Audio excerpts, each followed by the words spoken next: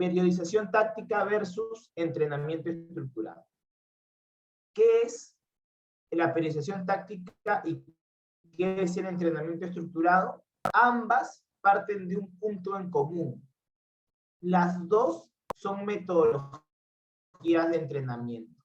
Como son metodologías de entrenamiento, antes de ver cómo funciona, debemos entender qué es una metodología de entrenamiento. Entonces, vamos a empezar por ahí. ¿Qué es una metodología de entrenamiento? Quiero leer los profes en el chat, ¿qué opinan ustedes? En sus propias palabras, ¿qué vendría a ser para ustedes una metodología de entrenamiento? ¿Cómo podrían definirlo? ¿Qué me pueden poner ahí en el chat, profes, en sus propias palabras?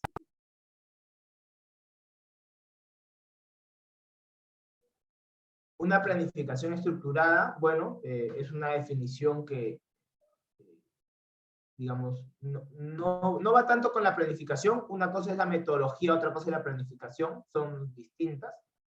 Profe César Rivera, la forma de trabajo con la cual llevas a cabo tus sesiones, sí, está más relacionado con eso. Profe Jover, una forma de entrenar. Profe Diego, el modo de abordar los conceptos, vale. Sí, está bastante relacionado.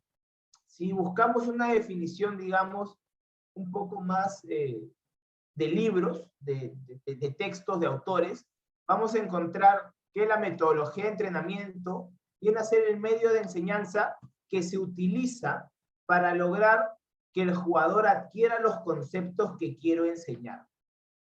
Las definiciones que ustedes han dado están también perfectas. Finalmente,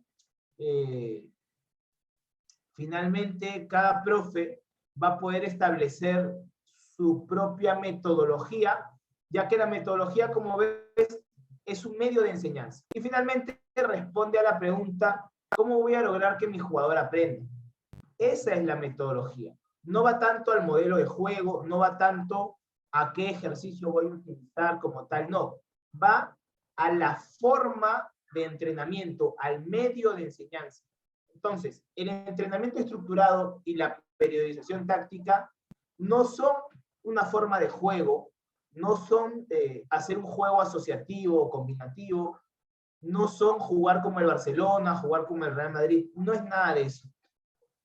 El entrenamiento estructurado y la periodización táctica son medios de enseñanza, son formas de transmitir el conocimiento del fútbol a nuestros jugadores, son metodologías de entrenamiento que vamos a aplicar con nuestros equipos en mayor o menor medida dependiendo de lo que nos sirva. Por ejemplo, en el Fútbol Club Barcelona utilizan 100% el entrenamiento estructurado. El profesor José Mourinho utiliza 100% la periodización táctica. Pero eso no significa que tú y yo debamos hacer lo mismo. Eso significa que podemos tomar lo que más se acomode para nosotros de cada metodología y utilizarla. Porque de nuevo, la metodología no es tu forma de jugar, no es si te gusta salir por las bandas o por el centro, no es si te gusta salir en contraataque o salir en espacio, no es nada de eso. Es el medio de enseñanza, la forma en la que vas a lograr que el jugador, por ejemplo, aprenda a bascular, aprenda a definir. Tú puedes enseñarle a definir de muchas formas.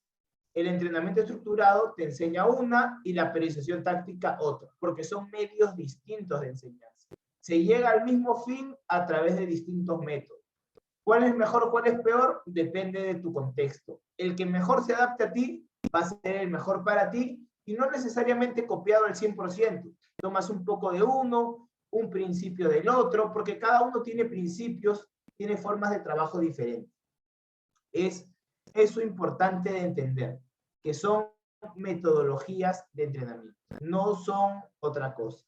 Habiendo dicho eso, vamos a empezar con la primera de ellas, con el entrenamiento estructurado. El entrenamiento estructurado es una metodología basada en el desarrollo de las diferentes estructuras del jugador de fútbol mediante la capacidad de autoorganización del ser humano deportista. Ahorita lo ponemos un poco más claro. Lo que es importante decir también es que esta metodología no empezó en el fútbol, empezó en los deportes colectivos por los inicios del siglo XX. Y recién desde los inicios del siglo XXI se viene aplicando en el fútbol, siendo su pionero el entrenador Paco Seirulo, del Fútbol Club Barcelona, quien trajo esta metodología y la adaptó al 100% en el fútbol. Eso hizo Paco Seirulo, no la creó como tal, la adaptó para el fútbol. Y como te decía, esta metodología se basa en desarrollar las diferentes estructuras del jugador. En tiempos anteriores, nosotros veíamos que, por ejemplo, se hablaba de técnico, táctico, físico y nada más. Luego se metió lo psicológico.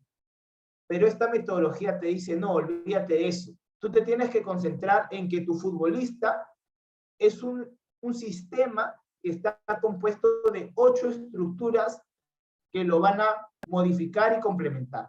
Si tú mejoras cada una de esas 8 estructuras, vas a lograr tener un mejor jugador. Y estas 8 estructuras se mejoran mediante la capacidad de autoorganización. La capacidad de autoorganización es la capacidad mental del jugador para poder creer que puede desarrollar sus estructuras. Vamos a hablar de eso un poco más adelante, pero ahorita es importante entender lo central. Para esta metodología no trabajas lo técnico, lo táctico, lo físico, no. Para esta metodología trabajas según la estructura del jugador que quieres desarrollar. Son 8 estructuras que vamos a estudiar un poquito más adelante. Habiendo dicho esto, esperando que esta introducción haya quedado clara, vamos a ver un pequeño video que nos va a hablar justamente de las estructuras y luego nosotros vamos a desarrollarlas aún más. Así que vamos con el video y como siempre apago mi cámara y apago mi audio para que el video corra bien y al finalizar el profe Jordi me active. Vamos con el video.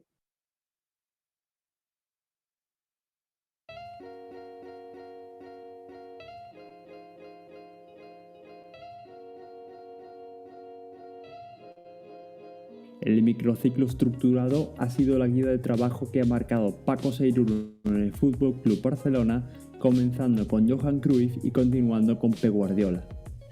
Al igual que la periodización táctica, el profesor Seirulo ha roto los moldes y ha provocado un cambio de paradigma en la concepción del entrenamiento de fútbol en los últimos años.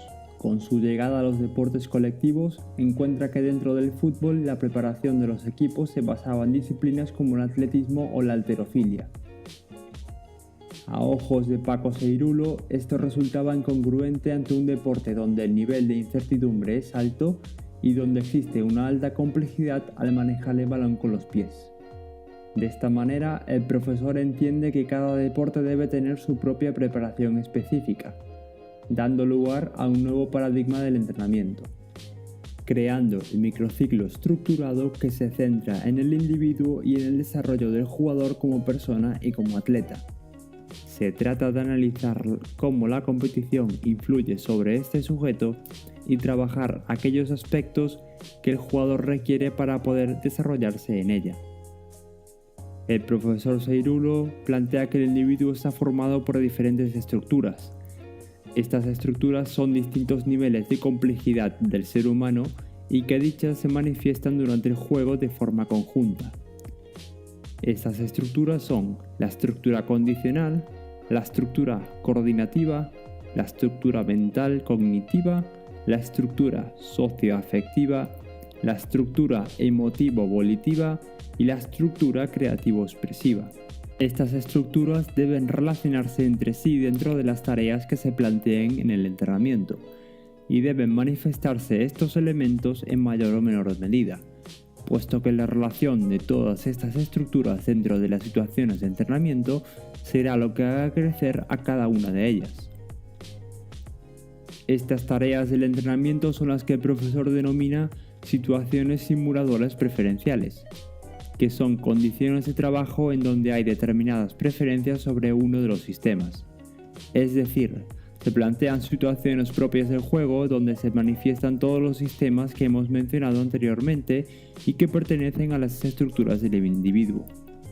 Hemos podido comprobar que la metodología estructurada resulta un tanto diferente a la planteada por Vítor Frade, y que a pesar que en muchos aspectos son parecidos, sobre todo por su idea de tomar como referencia la competición.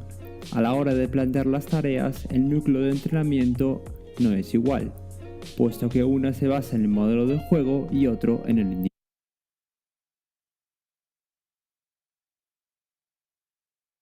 Bien, profes, ahí tuvimos una pequeña introducción adicional sobre esta metodología del entrenamiento estructurado. Y si te pudiste dar cuenta, en el video se mencionan 6 estructuras. Porque yo te hablaba de 8. Tuve la suerte de estudiar con unos profes españoles que tuvieron la suerte de estudiar directamente con el profe Víctor Frade, o perdón, con el profe Paco Seirulo. Y él siempre habla de las 8 estructuras, porque dice que las otras 2, que no se mencionan casi nunca, solamente en algunos textos, son estructuras que se trabajan fuera de la sesión de entrenamiento. Al ser estructuras que se trabajan fuera de la sesión de entrenamiento, terminan siendo estructuras que casi no se mencionan en los libros. Sin embargo, nosotros, como entrenadores, debemos tenerlas en cuenta. Así que vamos a hablar de estas 8 estructuras, luego de las situaciones simuladoras preferenciales que sirven para desarrollar estas estructuras. Y luego de las tareas de entrenamiento que podemos aplicar como situaciones simuladoras preferenciales y qué estructuras trabaja cada tipo de tarea. Vamos paso a paso. Empecemos con las estructuras del ser humano deportista.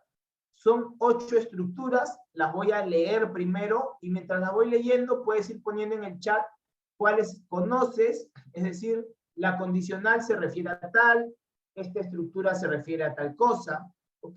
Las voy a leer primero.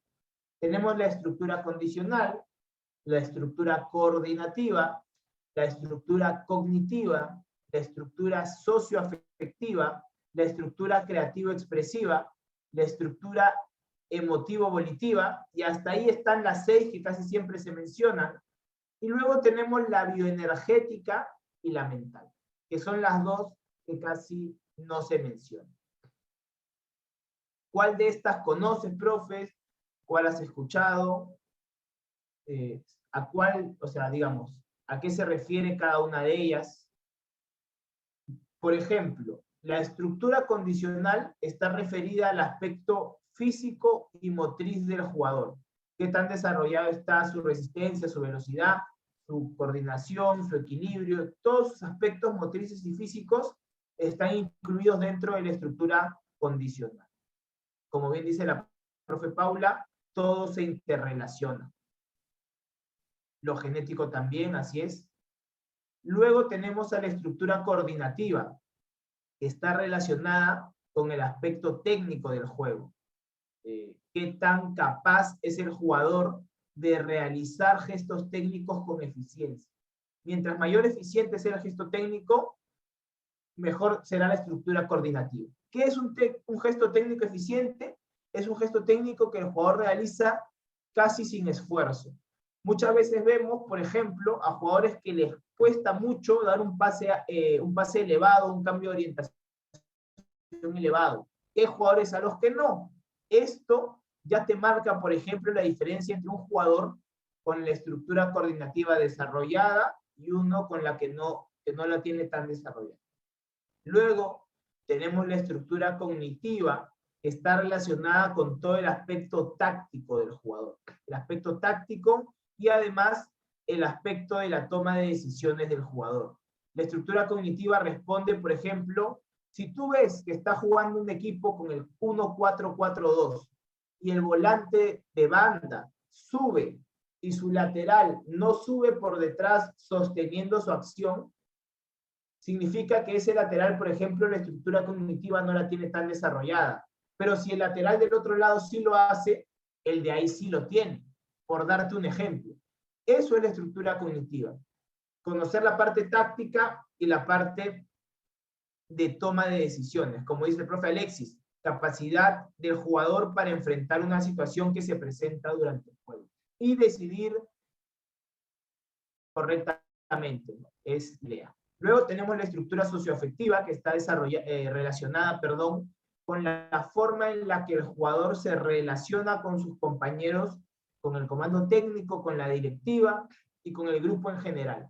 Esto es la estructura socioafectiva, principalmente con los compañeros y el comando técnico. El fútbol es un deporte de equipo. Si una estructura socioafectiva de un jugador no está bien desarrollada, el grupo se va a ver debilitado. ¿Cómo te das cuenta? Cuando, por ejemplo, hay un jugador que se aísla, hay un jugador que casi no habla, hay un jugador, digamos, que casi se aparta del grupo. Entonces, cuando vemos eso, la idea es fortalecer esta estructura socioafectiva en el jugador a través, uno, de ejercicios en el entrenamiento que mejoren esto con juegos lúdicos, digamos, ¿no? Juegos que le permitan al chico entrar en confianza con sus compañeros. Además, también hablar con los líderes del grupo, los líderes entre comillas, ¿no? Los chicos que tú ves que son los más antiguos o que tienen mayor ascendencia sobre el grupo. Elegirlos a ellos, conversar con ellos y decirles que incluyan más en el grupo a aquel chico que es un poco relegado, digamos. Así ayudamos a mejorar la estructura socioafectiva. Como dice la profe Paula, es súper importante porque establece una base individual y social y tiene influencia en las demás áreas del jugador. Así es, profes. Luego, tenemos la estructura creativo-expresiva. La estructura creativo-expresiva está relacionada no solo con qué tanta creatividad tiene el jugador, sino en cómo la expresa en el equipo. Porque muchas veces vemos chicos que en un club la rompen, llegan a otro club y no la hacen. O la rompen en los entrenamientos, pero no en los partidos oficiales. Esto muchas veces está relacionado con la estructura creativa-expresiva. Y hay que ver qué es lo que está fallando, si la parte creativa o la parte expresiva. Lo creativo, ¿dónde se ve? En si el jugador tiene la capacidad técnica de hacerlo. De, por ejemplo, inventarse una finta, un regate, etc. Si lo puede hacer y no lo hace en el campo, es porque está fallando la parte expresiva. Y ahí hay que analizar.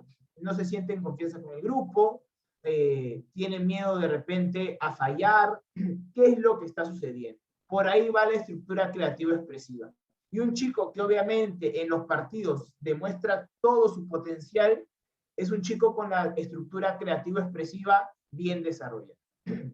Luego tenemos la estructura emotivo-volitiva. La estructura emotivo-volitiva está relacionada con la voluntad del jugador para querer llegar al fútbol, para querer mejorar, para querer ser un mejor futbolista. Por eso se habla de lo volitivo, de la voluntad. Y también está relacionado en lo emotivo con la forma en la que sus sentimientos y emociones afectan a su voluntad. Porque a lo mejor un día se puede despertar y decir, yo quiero ser profesional, quiero entrenar, quiero comer bien, quiero esforzarme y llegar. Y de repente al día siguiente se peleó con la enamorada, se sacó una mala nota en el colegio, el papá le gritó, la mamá le gritó, lo que sea, y sus emociones hacen que su voluntad disminuya y de repente no va a entrenar ese día, no come bien, descansa tarde, se duerme tarde, perdón, descansa poco. Todo eso se debe analizar en el jugador. Nosotros debemos ser capaces de leer a nuestro jugador y saber ver si su voluntad y sus emociones se dejan influenciar mucho, o si el jugador, teniendo un mal día, teniendo un buen día, o habiéndose peleado con alguien, o habiendo pasado algo malo o algo bueno, siempre está con la misma predisposición de entrenar, que se da. Y esos chicos o chicas son los que tienen la estructura emotivo-volitiva más desarrollada. Pero de todas maneras siempre hay que ir viendo, porque eso no significa que los problemas que tengan no le afecten, ¿no? Y por ahí si se puede ayudar en algo, eso la recomendación es hacerlo. Luego tenemos las otras dos que casi no se mencionan, que son la bioenergética y la mental. Estas dos casi no se mencionan porque casi no se trabajan durante la sesión de entrenamiento. La bioenergética está relacionada con todas las vías energéticas del futbolista, es decir, todas aquellas vías que le dan energía al jugador. ¿Qué le da energía al jugador? Una buena alimentación, un buen descanso, si hace sus estiramientos, si va a hacer sus sesiones de rehabilitación, si se pone hielo después de entrenar, si se mete a la cubeta con hielo, si se baña con agua fría. Todo esto influye, porque son las vías energéticas, que también come, que también descansa, si después de entrenar se va a su casa a descansar, a estudiar, o se va a andar con los amigos, se va a tomar, se va a comer. Todo esto es la estructura bioenergética. Todo esto es la estructura bioenergética. El profe Tailín dice, todos son fundamentales desde el DT, cuerpo técnico, jugadores, desde mi punto de vista. Así es, todos somos fundamentales. Y bien, esta estructura bioenergética, profes, se desarrolla a través de la mejora del jugador en sus hábitos fuera del entrenamiento. A qué hora se duerme, qué es lo que está comiendo, qué está haciendo después de entrenar, etc. Y la estructura mental está relacionada con la parte de la autoorganización. En pocas palabras, es qué tanto se la cree el jugador que puede ser capaz de mejorar.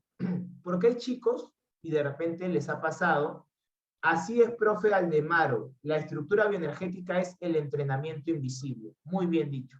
Así es. La estructura mental, entonces. Esta estructura mental, muchas veces hay chicos que van a entrenar, están temprano, pero no se las creen. De repente entrenan y no mejoran como otros chicos. ¿Y por qué se da muchas veces? Porque de repente son chicos que en su casa siempre le dicen que han hecho todo mal, o que en el colegio siempre tienen malas notas. Son chicos que no confían en ellos. La estructura mental se trata de la confianza que puede tener el jugador para mejorar. ¿Y por qué digo que se trabaja fuera del entrenamiento? Porque fuera del entrenamiento es donde el jugador tiene que mejorar su diálogo interno, su autodiálogo. Este es un punto fundamental para la estructura mental. Ayudar al futbolista a mejorar su autodiálogo, su autodiálogo, que es prácticamente la conversación interna que tiene con él, que es donde muchas veces el jugador se mata, donde el jugador dice no soy bueno para esto, no soy bueno para lo otro, donde por ejemplo comete un error y por ese error se pone mal toda la semana, digamos. Se falló un gol y se pone mal toda la semana. Ese es un jugador que tiene una estructura mental muy débil y eso no le permite mejorar. Y eso se trabaja fuera del entrenamiento, principalmente con trabajo con psicólogos o con coach, ¿no? que es un trabajo que nosotros como entrenadores podemos conocerlo, pero el especialista en esto es el psicólogo deportivo o el coach deportivo. Y estas estructuras, profe, estas 8 estructuras, se van a ir desarrollando en las situaciones simuladoras preferenciales. Así es, profe Jover, es un trabajo psicológico. Es un trabajo psicológico. Estas estructuras, como les digo, profe, se desarrollan en las situaciones simuladoras preferenciales. Las situaciones simuladoras preferenciales son, en pocas palabras, las tareas de entrenamiento. Pero para esta metodología se llaman situaciones simuladoras preferenciales, SSP, porque digamos, se entiende que son situaciones, ya que son condiciones que se presentan en un momento determinado, son simuladas o simuladoras porque se representa o se finge en cierta manera ser el propio juego. Una tarea de entrenamiento no es fútbol como tal, pero representa en cierta manera algún aspecto, algún momento o alguna parte o algún gesto técnico del juego necesario, pero no es el fútbol como tal. Por eso simula el juego a través de una situación determinada. Por eso son situaciones simuladoras.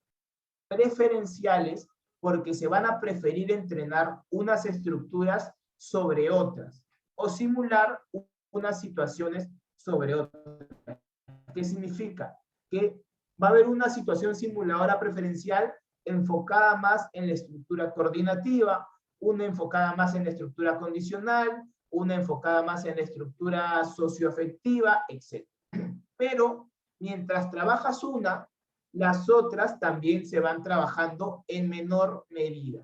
Eso básicamente es una situación simuladora preferencial. Como te digo, en palabras sencillas, una tarea de entrenamiento, pero siempre considerando justamente que para esta metodología, esa tarea de entrenamiento debe tener estas características. Ser una situación que simula un momento específico del juego, poniendo una estructura a trabajar más que otras.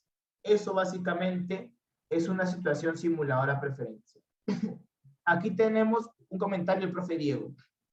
Y si luego de entrenar o jugar el jugador se va a otros lados como una fiesta o andar con sus amigos.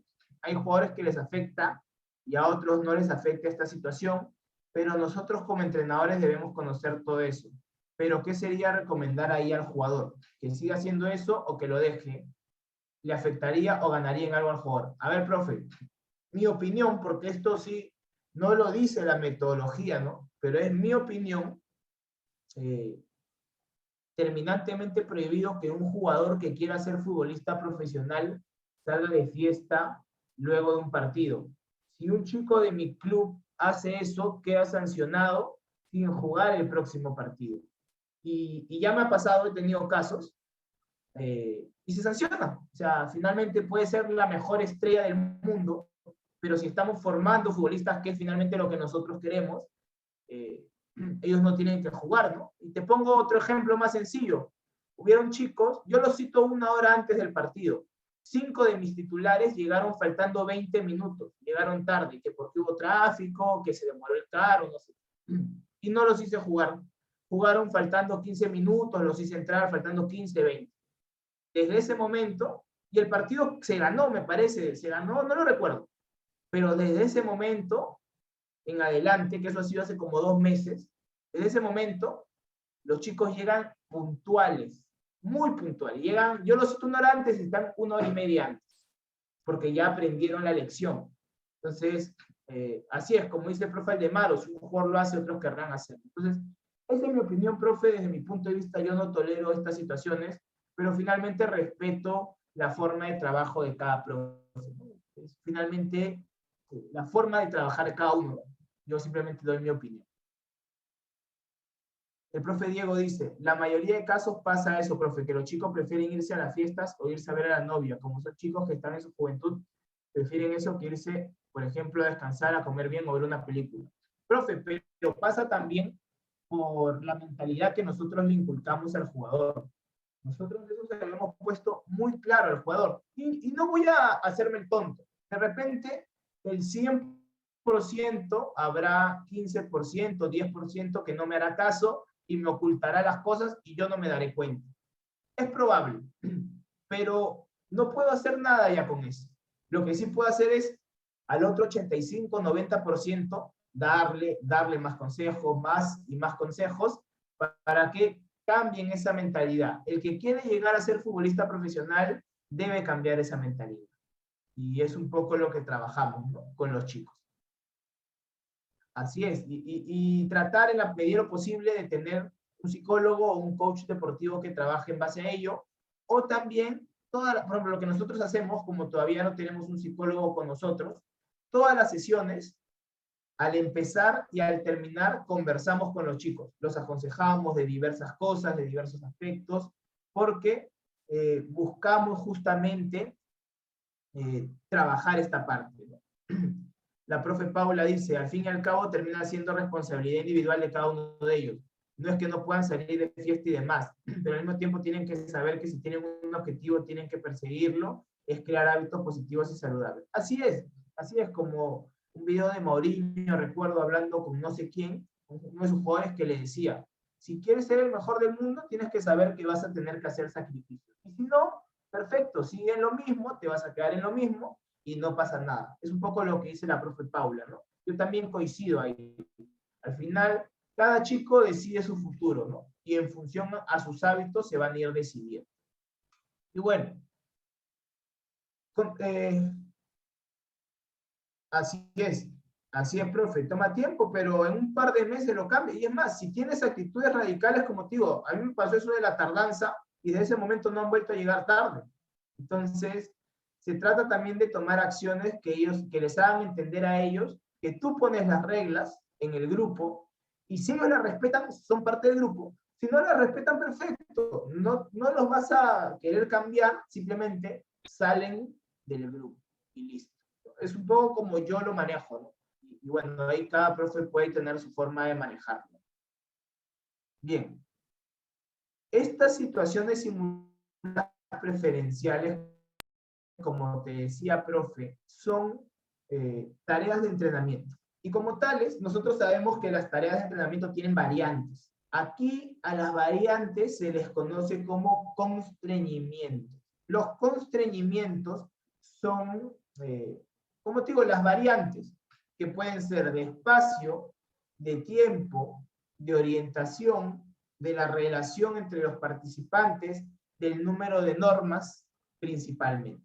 Cuando hablamos de espacio, hablamos de trabajar en un espacio más amplio, más reducido, vertical, horizontal, etc.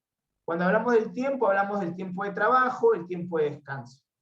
Orientación, hablamos de si estamos atacando, estamos defendiendo, estamos en una transición, una acción de balón parado, ¿a qué nos orienta la tarea? ¿A hacer qué?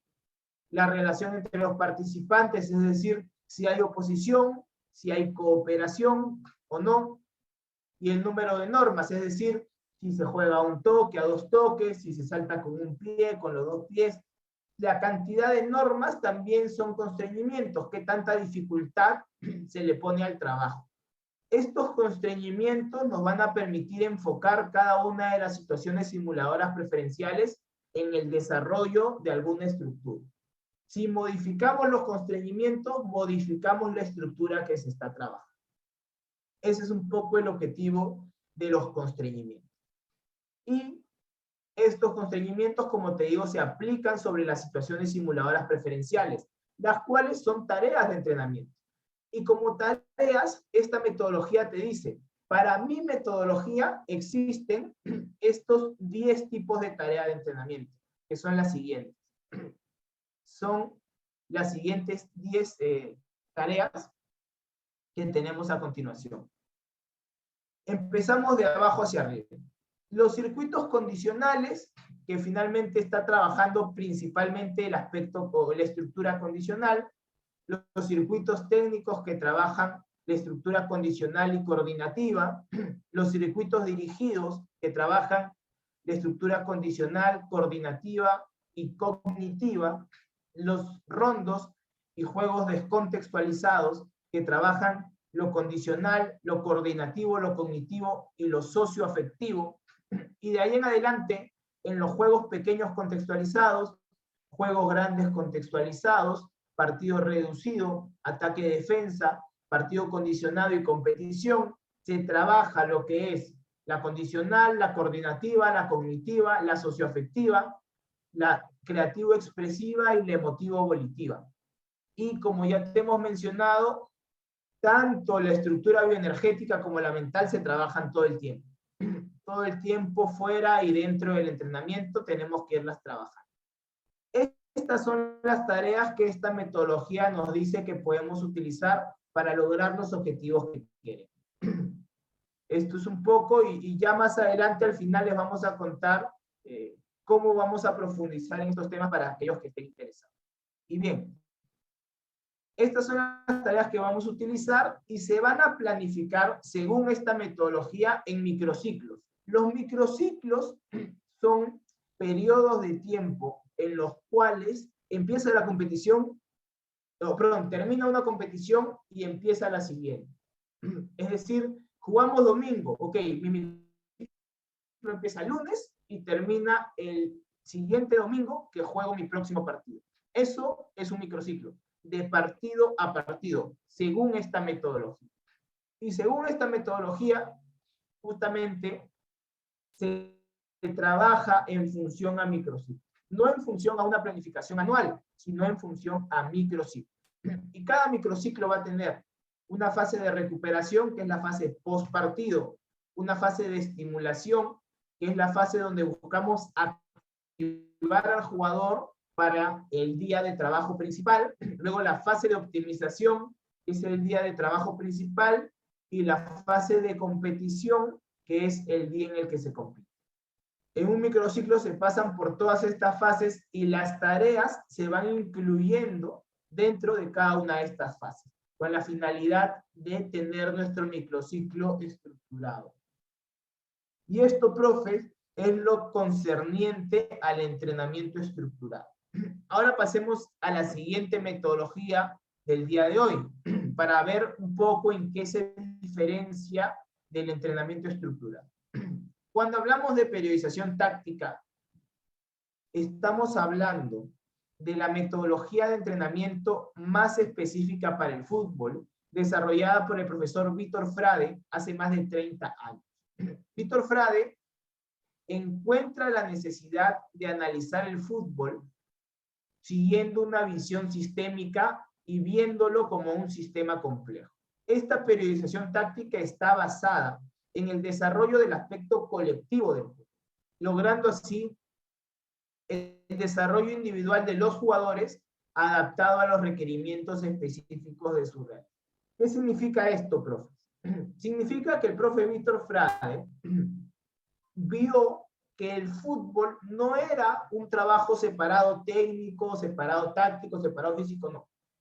Él lo vio todo como un sistema complejo, como un todo, donde integraba lo táctico, lo técnico, lo físico y lo psicológico como un todo. Entonces, en función a ese todo, crea una metodología donde se desarrolla al jugador, no aspecto por aspecto, sino todo junto, en función al modelo de juego que queremos desarrollar. Puede sonar un poco confuso, pero para entenderlo mejor, vamos a ver este cuadro. La táctica, la técnica, lo físico y lo psicológico no se entrenan por separado, sino como parte del entrenamiento del modelo de juego. Trabajas lo táctico en función al modelo de juego, lo técnico en función al modelo de juego, lo físico en función al modelo de juego, lo psicológico en función al modelo de juego. Te pongo un ejemplo.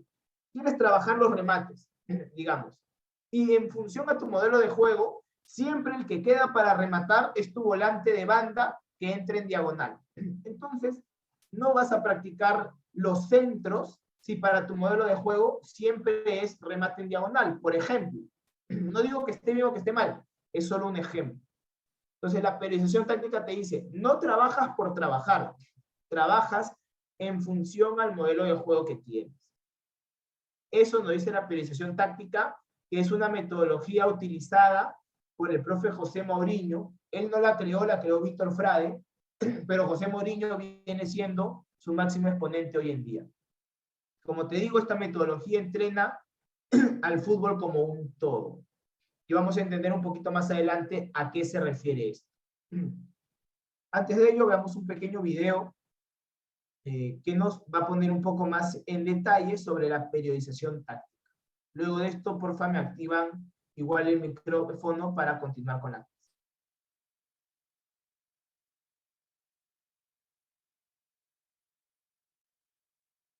Seguro que todos habéis oído hablar de la periodización táctica. Es esa metodología de trabajo que se ha hecho tan famosa en los últimos 10, 15 años y que tiene un nombre, un entrenador por encima de todos y es el que la ha hecho conocer. Estamos hablando de José Mourinho. El entrenador portugués ha sido el máximo exponente de esta metodología de trabajo, pero no ha sido el inventor de esta metodología de trabajo, sino que fue otro portugués, pero no entrenador de fútbol, sino profesor de universidad, Vítor Frade, que en los años 80, en la Universidad de Oporto, se preguntó que cómo era posible que el fútbol se siguiese rigiendo por los mecanismos de entrenamiento de deportes que no tenían nada que ver con el fútbol.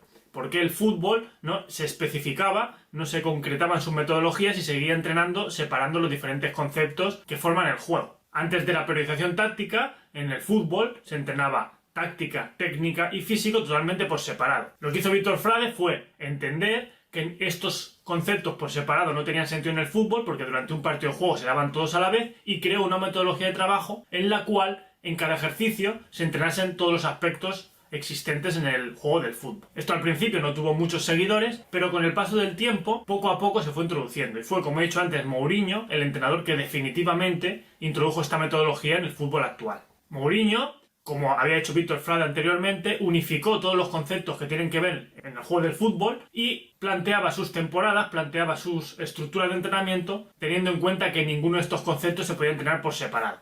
Con lo cual, desde el primer día de entrenamiento hasta el último, todo se entrenaba junto y el objetivo final era el modelo de juego. José Mourinho definía unos principios de juego ofensivos y defensivos y unos subprincipios, y a partir de esta pequeña guía sobre cómo tenía que jugar su equipo es cómo preparaba los entrenamientos y cómo realizaba las tareas. Pero para llevarla a la perfección como la llevó, se apoyó en una figura muy importante, casi tanto o más que la de José Mourinho, que fue Rui Faría.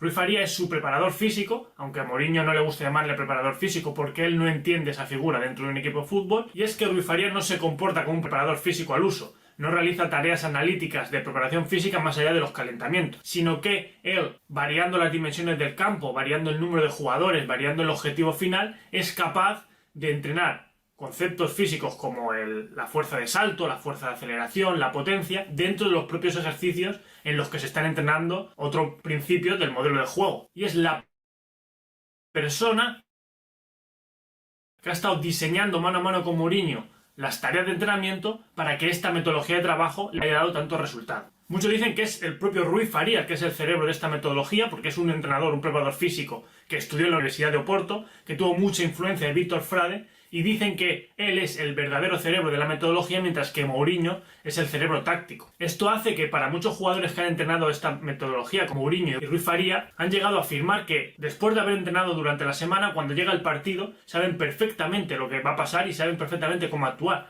porque todo lo trabajado durante la semana ha tenido que ver con el juego, ha tenido que ver con situaciones que luego más tarde se van a encontrar, y con lo cual están mucho más preparados para estas situaciones y el momento de incertidumbre se reduce al mínimo, con lo que el jugador prácticamente funciona como un robot. En mi opinión,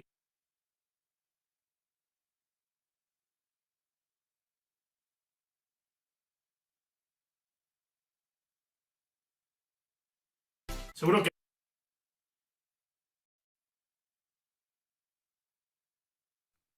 Bien, profes, ahí tuvimos el video y respondiendo ahí un poco a los profes que nos ponen, dice, profe Martí, dice, profe, también pienso yo que para hacer trabajo táctico también tenemos que tener jugadores que tengan condición, es mi opinión.